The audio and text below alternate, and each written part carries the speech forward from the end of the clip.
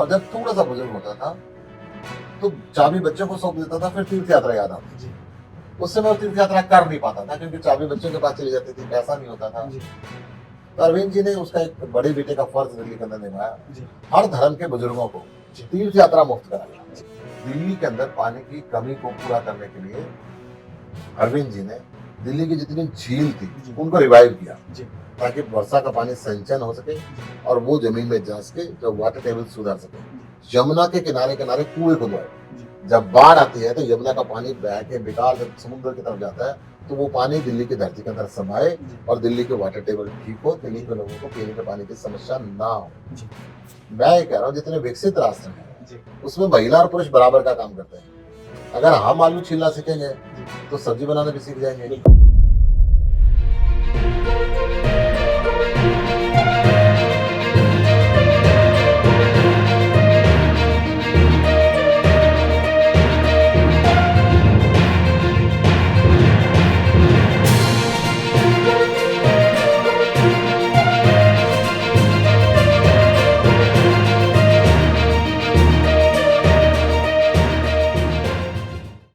नमस्कार, मैं हूं केशव मोहन मिश्रा और आप देख रहे हैं राजनीति.com। लगातार हम आपको समाज की उन विशेष शख्सियतों से मिलवा रहे हैं जिन्होंने समाज के बीच में अपनी एक विशेष पहचान बनाई है, राजनीतिक सेवा के क्षेत्र में काम कर रहे हैं और राजनीतिक पदों पर इस वक्त अपनी जिम्मेदारी का निर्वहन कर रहे हैं। आज के इस विशेष प्रस्तुति में हमारे साथ मौजूद है राज्यसभा सांसद सुशील गुप्ता जी। आम आदमी पार्टी के बड़े नेता हैं, हरियाणा के प्रभारी हैं। सर, आपका राजनीतिक.com पर बहुत स्वागत है।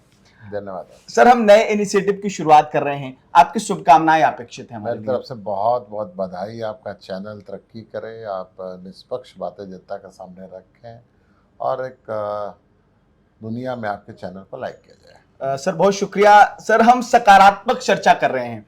अगर हम बात करें आम आदमी पार्टी की, आपकी बात करें तो आप लोग लगातार सकारात्मक राजनीति की बात करते हैं, स्कूल बनाने की बात करते हैं, बेहतर स्वास्थ्य सेवाओं की बात करते हैं। तो आपको क्या लगता है कि इस दिशा में सकारात्मक राजनीति की दिशा में कितना काम जरूरी है? देखिए, अरविंद केजरीवाल जी ने सबसे पहले कहा कि देश शिक्षित होगा तो देश विकसित होगा। कोठारी कमीशन ने भारत सरकार को शिक्षा पे 6% बजट लगाने की बात की थी। हालांकि शिक्षा राज्य की सूची का सब्जेक्ट है। तकरीबन राज्य 10 से 12% एजुकेशन के ऊपर अपने टोटल जीडीपी का खर्चता है जी। परंतु आम आदमी पार्टी 27% जीडीपी का एजुकेशन पे खर्चती है, क्योंकि हम ये मान के चलते हैं कि असली संपत्ति, मनुष्य की असली संपत्ति उसका वारिस है, उसका बच्चा है, जो अगर शिक्षित होगा तो पूरी दुनिया को वो समझ पाएगा, पूरी दुनिया के अंदर उसका नाम रोशन करेगा, आगे बढ़ेगा।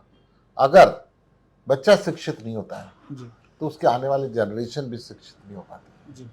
इसलिए अरविंद केजरीवाल जी का मानना है कि पहला शिक्षित सबसे जरूरी है, फिर स्वस्थ शरीर होना जरूरी है।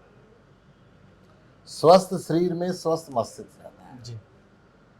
भारत सरकार एजुकेशन पे लगभग 2.5% खर्चती है, हेल्थ पे 0.25% खर्चती है।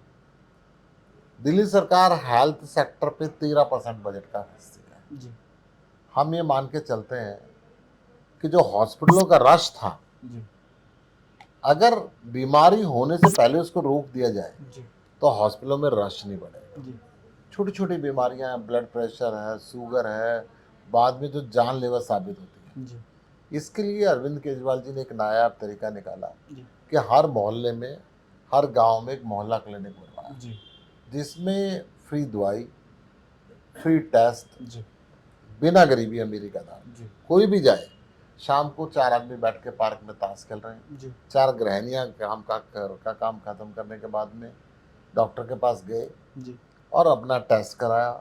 अगर उसकी कोई बीमारी है, प्रारंभिक स्टेज पे पता चल गई, वहीं से उसको दवाई दे दी, उसका हॉस्पिटल के लंबी लाइन में नहीं लगना पड़ा। तो हॉस्पिटल में जाने के बाद में फिर मनुष्य अपने शरीर की जो लड़ाई लड़ता है भयंकर, उसको लड़ने के बजाय प्रारंभिक तौर पर उस बीमारी की रोकथाम हो जाती है। मैं समझता हूँ कि फिर सरकारी हॉस्पिटल का बहुत बुरा हाल होता था। कई बार people like us will vomiting like feel करते थे, जी। कितनी गंदगी रहती थी, इतनी दुर्गंध रहती थी। जी। अरविंद जी ने दिल्ली के सारे सरकारी हॉस्पिटलों को एयर कंडीशन बिल्डिंग में कन्वर्ट किया, बेहतर साफ सफाई रखी, आधुनिक मशीनें रखी, प्रशिक्षित डॉक्टर रखे, फ्री दवाइयाँ रखी। दिल्ली नहीं, दिल्ली के आसपास के राज्यों के लोग अब समझते हैं कि दिल्ली के अंदर जाके जी। ही बेहतर इलाज होगा। मैं कहता हूँ शिक्षा फिर चिकित्सा। जी। इसके बाद सकारात्मक राजनीति की मैं बात करता हूँ। जी। मैं देखता था कि मनुष्य जब तक जवान रहता था, जी। जब तक पैसे के पीछे लगा रहता था जी। कि पैसा कमाना है, दुकान पे जाना है, खेत पे जाना है, दफ्तर पे जाना है। जी। और जब थोड़ा सा बुजुर्ग होता था तो चाबी बच्चों को सौंप देता था, फिर तीर्थ यात्रा याद आती थी। जी। उस समय वो तीर्थ यात्रा कर नहीं पाता था क्योंकि चाबी बच्चों के पास चली जाती थी, पैसा नहीं होता था। जी। तो अरविंद जी ने उसका एक बड़े बेटे का फर्ज दिल्ली के अंदर निभाया। जी। हर धर्म के बुजुर्गों को जी। तीर्थ यात्रा मुफ्त कराई। जी। जिस भी धर्म की तीर्थ यात्रा पे जाना है जी। तो वहाँ पे जाएं, उसका आने का, जाने का, रहने का, खाने का, पीने का सारा खर्चा जी। दिल्ली सरकार उठाती है। जी। ये मुझे बहुत ही पॉजिटिव लगी। जी। फिर रोजगार की बात इन्होंने की, जी। रोजगार मेलों की बात की। जी। दिल्ली का व्यापार अच्छा चले, इन्होंने कंप्यूटर पे बाजारों के अंदर घुमाया, जी। सारी दुनिया को आकर्षित किया। तो मिनिमम वेजेस से क्या लाभ मिला कि दिल्ली में मिनिमम वेजेस 19,500 है। जी। मेरे पड़ोस के राज्य में 9,500 जी। है, 10,000 रुपये ज़्यादा है। जब गरीब के घर में पैसे जाता है तो जी। वो खर्चता है, बिल्कुल। जब वो खर्चता है तो उसका टैक्स फिर सरकार को मिलता है। जी। उसके घर के अंदर भी आ गया, सरकार को भी लॉस ज़्यादा नहीं हुआ। जी। गरीब हो अमीर हो, बिल्कुल। सबको 200 यूनिट मुफ्त दी। जी। झुग्गी के अंदर भी मीटर लगा दिया, जी। अनथराइज कॉलोनी के अंदर भी मीटर लगा दिया, जी। क्योंकि आदमी किसी न किसी तरीके से उसको इस्तेमाल कर रहा है। जी। तो उससे बिजली कंपनियों के घाटे भी बंद हो गए। जी। हर साल जो 10% रेट बढ़ाना पड़ता था वो भी बंद हो गया। जी। और 24 घंटे दिल्ली में बिजली भी रहने लगी, लोग इन्वर्टर को भूल गए। जी। इसी तरीके से पानी की बात थी, जी। पानी के टैंकरों की लाइन लगती थी, पानी चोरी होता था, जी। लोग लाइन फोड़ लेते थे, घरों में पानी नहीं जा पाता था। जी। अरविंद जी ने कहा सब मीटर लगवा लो, जी। 40,000 लीटर महीने का पानी मुफ्त मिलेगा और मीटर किसी को मना नहीं करेंगे। जी। सबको मीटर मिल गया। बिल्कुल। अब पानी आता है, जी। चोरी बंद होगी, दिल्ली के टैंकर सिस्टम खत्म हो गए। दिल्ली के अंदर पानी की कमी को पूरा करने के लिए अरविंद जी ने दिल्ली की जितनी झील थी जी। उनको रिवाइव किया, जी। ताकि वर्षा का पानी संचयन हो सके जी। और वो जमीन में जा सके, जो वाटर टेबल सुधर सके। जी। यमुना के किनारे किनारे कुएं खुदवाए। जी। जब बाढ़ आती है तो यमुना का पानी बह के बेकार जब समुद्र की तरफ जाता है तो वो पानी दिल्ली की धरती के अंदर समाए जी। और दिल्ली के वाटर टेबल ठीक हो, दिल्ली जी। के लोगों को पीने के पानी की समस्या ना हो। जी। ऐसे अनेकों ऐसे कार्य हैं जो पॉजिटिव राजनीति के अंदर काम करते हैं, जी। वो मैं समझता हूँ कि दिल्ली की सरकार कर रही है। सर, महिला सशक्तिकरण की अगर बात करें, केंद्र सरकार की तमाम योजनाएं इसको लेकर चलती हैं। आपको क्या लगता है, चाहे राजनीति हो या अलग अलग जगहों पर हो, महिलाओं की भागीदारी आज बढ़ी है? कितना जरूरी है हमारे समाज में महिलाओं को वो बराबरी का दर्जा मिलना? आज के समय में ये चीजें बेहतर हुई हैं, आपका क्या सुझाव है? इसको लेकर क्या कदम उठाया जाना चाहिए? देखिए, सबसे पहले मैं बात बताता हूँ, आज मैं पूरे देश के अंदर घूमता हूँ, 10, 15, 20% से ऊपर वर्किंग महिलाएं नहीं है। जी। मैं बस में जाऊं, मैं रेल में जाऊं, मैं हवाई जहाज में जाऊं, मैं पॉलिटिकल मीटिंग में जाऊं, मैं किसी इंडस्ट्री में जाऊं, मैं किसी दुकान में जाऊं, 10-15% महिलाएं, 80-85% पुरुष। जी। तो बराबरी कैसे आएगी? जी। संविधान ने तो बराबरी का दर्जा दे दिया, जी। वोट भी बराबरी कर दी, जी। परंतु ये पुरुष प्रधान देश है, जी। महिलाओं को आगे बढ़ने ही नहीं देते। जी। इसके लिए एक तरीका अरविंद केजरीवाल जी ने निकाला, जी। सारे देश की महिलाओं के लिए दिल्ली में बस यात्रा मुफ्त कर दी। जी। अब पैसे तो आदमी के पर्स में से बचते हैं। जी। जब बाजार जाना होता है तो आदमी महिला को कहता है कि मैडम आप प्लीज बाजार चली जाओ, जी। ये काम करिए आओ। वो कहते हैं ना जी ना, मैं तो रोटी बना रही हूँ, जी। मैंने सब्जी बनानी है, मैं नहीं जाती। जी। आदमी कहता है भगवान 100 रुपए बचेंगे, जी। थोड़ी देर तेरे बदले आलू मैं छील लूंगा। तू बाजार चली जा। जी मैं ये कह रहा हूँ जितने विकसित राष्ट्र हैं जी उसमें महिला और पुरुष बराबर का काम करते हैं।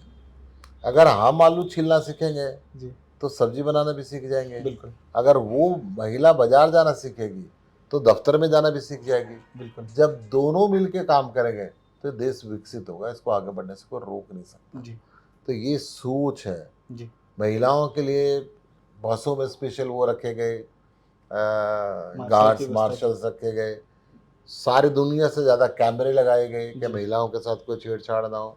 तो महिलाओं को हम ज़्यादा रिस्पेक्ट देते हैं, महिलाओं को ज़्यादा संगठन में स्थान देते हैं, महिलाओं को ज़्यादा टिकटें भी देते हैं।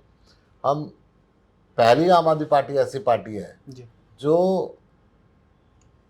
महिला आरक्षित सीटों के अलावा जो जी। पुरुषों के लिए सीट है उनमें भी महिलाओं को टिकट देती है। जी तो मैं समझता हूँ कि अरविंद केजरीवाल जी की सोच जी महिलाओं के प्रति बहुत अच्छी है जी। ताकि देश की मुख्य धारा में वो सम्मिलित हो सके। सर एक सवाल और है, अगर हम बात करें तो आप राज्यसभा सांसद हैं, राज्यसभा में आप तमाम मुद्दों पर अपनी आवाज उठाते हैं, हरियाणा के कई ज्वलंत मुद्दे आपने उठाए, लेकिन आपको क्या लगता है कि देश में ऐसी कौन सी ऐसी समस्या है, ऐसी कौन सी जिम्मेदारी हम सबकी है जिस पर काम होना चाहिए और आपके मन की भावना ऐसी है कि अगर ये काम हो जाए तो ये बहुत बेहतर होगा? देश में दो बात हो जाए तो देश आगे बढ़ने से नहीं हो सकता। जी। सबसे पहले देश में भ्रष्टाचार खत्म हो जाए, जी क्योंकि